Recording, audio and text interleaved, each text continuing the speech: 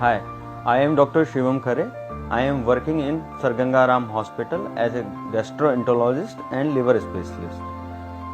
Gangaram hospital में हम advance endoscopic procedures करते हैं। उसमें endoscopy related, colonoscopy related, endoscopic ultrasound, ERCP, third space endoscopy and manometry related procedures होते हैं। तो एंडोस्कोपी से हम क्या एडवांस प्रोसीजर्स कर सकते हैं? एंडोस्कोपी से हम पहले तो एसिड रिफ्लक्स, अल्सर्स स्टमक में और फूड पाइप में होने वाले पता कर सकते हैं।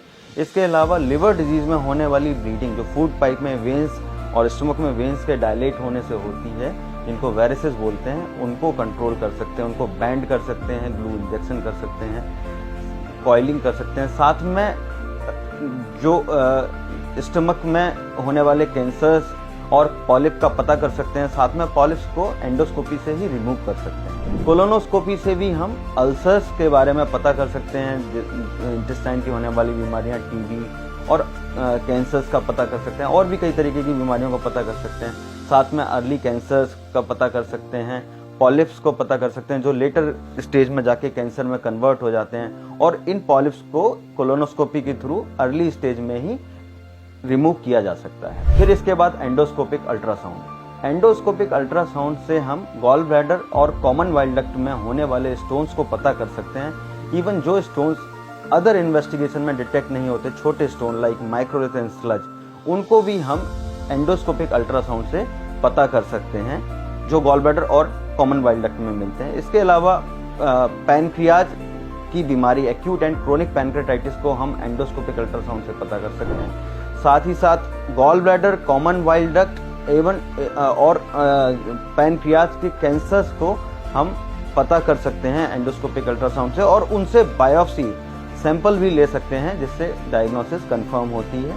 और एंडोस्कोपिक अल्ट्रासाउंड से हम एब्डोमेन में होने वाले गांठ, लिम्फ नोड्स को भी देख सकते हैं और उनसे बायोप्सी ले सकते हैं, और हम पता कर सकते हैं कि वो गांठ किस वजह से हैं, कि वो गांठ टीबी की वजह से हैं या कोई कैंसर की वजह से हैं। ये हम एंडोस्कोपिक अल्ट्रासाउंड से कर सकते हैं। साथ ही साथ पैनक्रियाज की बीमारी में कई बार एक पेट में बड़ी सिस्ट बन जाती है, जिसको स्यूडोसिस्ट बोलते हैं, उसको हम एंडोस्कोपिक अल्ट्रासाउंड के जरिए ड्रेन कर सकते हैं अंदर ही अंदर, जिसमें पहले सर्जरी की जाती थी, अब वो अंदर ही ड्रेन कर सकते हैं। उसमें स्टमक और सिस्ट के बीच में एक स्टेंट डाल दिया जाता है और वो अंदर ही अंदर ड्रेन हो जाती है। तो ये कॉमन यूजेस हैं एडवांस एंडोस्कोपिक अल्ट्रासाउंड। इसके अलावा ERCP से हम कॉमन बाइल डक्ट के स्टोन्स को क्लियर कर सकते हैं और पैनक्रियाटिक डक्ट के स्टोन को क्लियर कर सकते हैं, और दोनों डक्ट में स्टेंट भी डाल सकते हैं।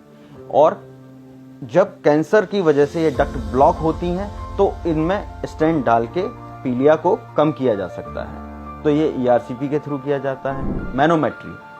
मैनोमेट्री से हम दो तरीके से मैनोमेट्री होती है। एक होती है ऊपर से ईसोफेजल मैनोमेट्री, जिससे फूड पाइप्स की सारी बीमारियों का पता कर सकते हैं, जिसमें एक बड़ी कॉमन बीमारी है एक्लेजिया कार्डिया, इसको हम पता करते हैं। इसके अलावा एसिड रिफ्लक्स कितना है नहीं है, एक्चुअल एसिड रिफ्लक्स को भी हम मैनोमेट्री एवं 24 आवर pH मॉनिटरिंग से पता कर सकते हैं। इसके अलावा एक और मैनोमेट्री टेस्ट होता है जिसको हम बोलते हैं एनोरेक्टल मैनोमेट्री। इसको हम एनल रीजन से करते हैं, और जिन पेशेंट को कॉन्स्टिपेशन होता है, लंबे समय से कॉन्स्टिपेशन होता है, उनमें इस टेस्ट के थ्रू हम पता कर सकते हैं कुछ बीमारियां, और उनके लिए एक्सरसाइज के से ही उनको ठीक किया जा सकता है, जिनको बायोफीडबैक एक्सरसाइज बोलते हैं, वो इसी मैनोमेट्री मशीन के थ्रू की जाती है। इसके बाद पोएम, थर्ड स्पेस एंडोस्कोपी, जिसमें कुछ प्रोसीजर्स इंक्लूड होते हैं, जिसमें बड़ा कॉमन प्रोसीजर है पोएम, पर ओरल एंडोस्कोपिक मायोटोमी। ये एडवांस एंडोस्कोपिक प्रोसीजर है, इसका यूज अभी एक्लेजिया कार्डिया और ईसोफेगस से होने वाले मोटिलिटी डिसऑर्डर को ठीक करने में किया जाता है। एक्लेजिया कार्डिया की डायग्नोसिस हम मैनोमेट्री से बनाते हैं, जो हम डिस्कस कर चुके हैं। पोएम एक एडवांस एंडोस्कोपिक टेक्निक है, जिसमें हम जो मसल थिक हो रही होती है, जिसकी वजह से ये एक्लेजिया कार्डिया हो रहा होता है, उसको हम अंदर ही अंदर कट कर देते हैं। सर्जरी की जरूरत नहीं पड़ती है, पहले इसके लिए सर्जरी की जाती थी, अब ये एंडोस्कोपी से ठीक किया जा सकता है। इसके अलावा कुछ और थर्ड स्पेस एडवांस प्रोसीजर्स होते हैं, थर्ड स्पेस एंडोस्कोपिक प्रोसीजर, जिनको ESD और EMR बोलते हैं। ESD means endoscopic submucosal dissection and EMR means endoscopic mucosal resection.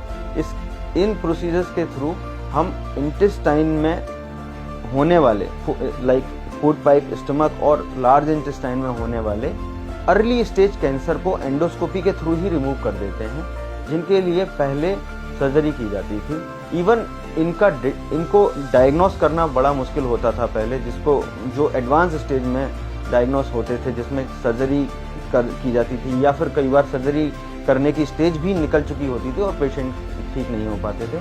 अब स्क्रीनिंग कोलोनोस्कोपी और एंडोस्कोपी से पहले हम इन कैंसर्स को अर्ली स्टेज में डिटेक्ट कर लेते हैं और अब in advance procedure, endoscopic procedure के जरिए हम इनको अर्ली स्टेज में रिमूव एंडोस्कोपी से ही कर सकते हैं, जिसमें कोई सर्जरी की ज़रूरत नहीं है। पेशेंट को ज़्यादा एडमिट की ज़रूरत भी नहीं होती, 1 या 2 दिन में पेशेंट डिस्चार्ज हो जाते हैं और कोई लॉन्ग स्टे नहीं होता है प्रोसीजर। ये सारे एडवांस एंडोस्कोपिक प्रोसीजर रेगुलरली हम सर गंगाराम हॉस्पिटल में परफॉर्म करते हैं।